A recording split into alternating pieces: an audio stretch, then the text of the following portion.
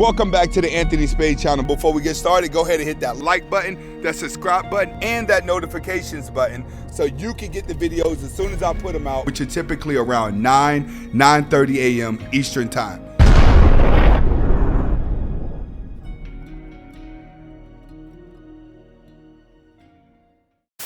Welcome back to the Anthony Spade channel. Before we get started, if you're looking for the music to the intro and you want the link to the second channel, both are below in the description. But can you do me a favor and go ahead and hit the notifications button right now?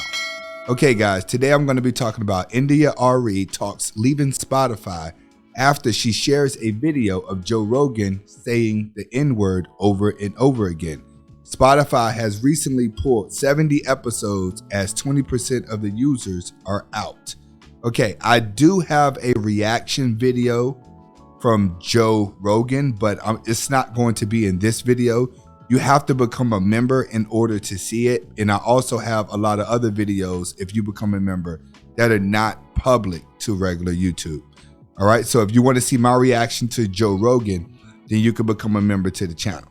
On Friday, Arie went on Tamron Hall's show and talked about her reasons for leaving Spotify. She actually said that the reason for her leaving Spotify was because of what Joe Rogan had said about vid, not necessarily what he said in the video. When it comes to the video that went viral, that was the icing on the cake. See, what you guys have to understand about Joe Rogan, a couple months ago and a year ago, he was against the vid. All right, even when he caught the vid, you know, he was always against the vid and he was always against the jab. And recently, Joe Rogan had changed his mind about the jab and he started to promote the jab and everyone started looking at him differently. That's what she's saying. She's saying that the information that he was giving out was misinformation. And then she went out and put the video. And if you guys haven't noticed that there is a video that's going viral with Joe Rogan where he's saying the N-word over and over again. But the times that he's actually said that word in the videos, I've watched those episodes, it was in context. The only thing about it is when it comes to that word being repeatedly, there's history behind that word and there's a lot of sensitivity behind that word that even Joe Rogan's response to the video made a lot of sense when he says that African Americans can use the word in so many different contexts, but a Caucasian person can't use the word at all. All right, he made kind of sense because he was saying that the times that he was using the word, he was actually using it in context based off of what someone else says, that they were using it in context as well to describe something. It was never vulgar. Well, it's just that with so much history behind that word, there's a lot of sensitivity behind the word. And he's right. It is geared specifically for African Americans. Rogan said he issued an apology for saying it and that the clips were very old that were in the videos, and the episodes that he actually said it have been deleted over the course of 12 years. The controversial podcaster has also been under fire since Neil Young asked for his music to be removed as well, and he protests against Rogan's content. He was joined by several other musicians and podcasters. It is reported today that the streaming service has taken down 70 Rogan podcasts without explanation. Many of the podcasts that were yanked and evolved were controversy commentaries, including Alex Jones, Malo, Owen Benjamin, and Canadian writer Gavin Miles. All right, Joe Rogan is known for a lot of controversy interviews. But when it comes to him, do I think he's a racist? I do not think he's a racist at all. I just think he likes talking about those things that everybody wants to know. They always wants to know the juicy stuff. They always wants to know their views on life. And Joe Rogan is really, really good at that. But if you want to hear what singer Arie has to say, you can go to my man's channel. His channel is Forgotten Kings TV 2.0. He has a nice video with Arie revealing, talking about everything that I'm talking about in the video right now. And you can also go and see David Duell's interviews where Joe Rogan changed his mind. And if you go on Instagram now, there is a Joe Rogan video where he's putting his apologies, and you can also go and see the same apologies if you join the membership of my channel. All right, how do I feel about this situation? I do not think that Joe Rogan is a racist. I think that for someone to make those clips, they obviously have an agenda. I do see that he did change his mind on the Vib and the jab. But you know, when you're making that much amount of money, you're going to always change your mind, especially when you're dealing with that much amount of money. At some point, you have to go with the agendas when you realize that you cannot fight against the agendas, that the agendas have more power. But another story that I want to go over real quick is Candace Owens backs up Kanye West. All right.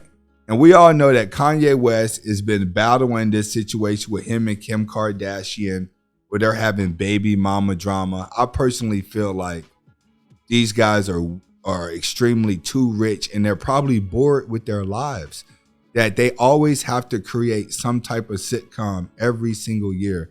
And it's not just Kim Kardashian, it's her sisters too.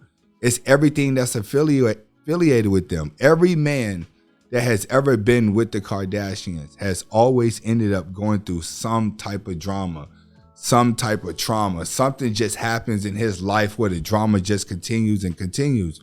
Even after 4 kids, it seems like Kim is still keeping the drama up, as well as Kanye. But your life becomes a soap opera whenever you start to live, whenever you start to become a celebrity. That's basically what they're going through. So Candace Owens said, Kim is the one that's wrong. The psychological effects of social media on young girls is real and documented. It's actually Kanye that's trying to protect his daughter in the regards, and Kim is spinning as it's an obsession and control. She's absolutely right. See, the big problem here is it's over Kanye wanting his daughter not to be on TikTok due to the psychological effects of social media on young girls. Now, in return, what Kim said was, to her article, she says, Kanye is constant attacking me in interviews and social media, actually more hurtful than any TikTok North may create. Yeah, you're going to say that, but in order to get Kim's attention, he has to speak to the world, because Kim pretty much belongs to the world. Everything that she does is for the fans. So if he wants to get her attention, he has to get the fans to go along with him. That's the only way it's going to work in his favor. As the parent who is the main provider and caregiver of our children, now she knows she needs to stop there. She is not the main provider and the main caregiver. Both of them have maids. They are extremely rich. She's busy out riding on the boat with Pete, trying to create these storylines for Hulu so they have enough people to watch their show. Everybody sees what's going on. She's not the main provider or the main caregiver. And she says, I'm doing my best to protect our daughters while also allowing her to express her creativity in the minimum that she wishes with adult supervision. She's still not getting it. The child's going to be more psychologically affected by the likes and views. Not necessarily how long she's on there, but the response that she's going to get from social media, where the child doesn't understand that everybody is not going to love you. Everybody is not going to like you. And when it comes to likes, those can be bought. And if the child gets addicted to those likes, as soon as those likes start fading away, she's going to start to become depressed. And Kim should start seeing that with herself, how she can never not go without drama.